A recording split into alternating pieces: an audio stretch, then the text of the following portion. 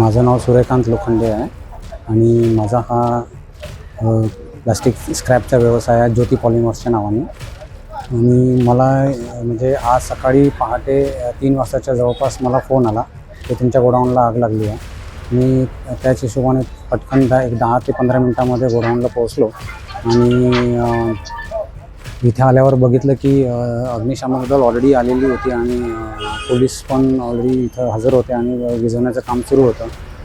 तर मग मी असं केलं की आजूबाजूला लोकांना विचारण्याचा प्रयत्न केला की काय कारणाने आग लागली.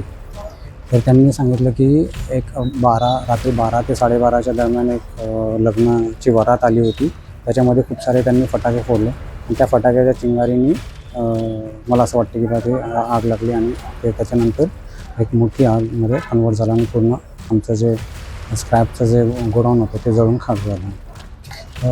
तर म्हणजे जवळपास समजा शेड समजा लोह्याचं टिनाचं जे शेड आहे ते समजा जर बघितलं तर जवळपास नाही काही तर 40 ते 50 लाखाचं शेड होतं. आणि जे माल जो जळून हे झाला तो जवळपास 15 लाखाचा माल असा होता.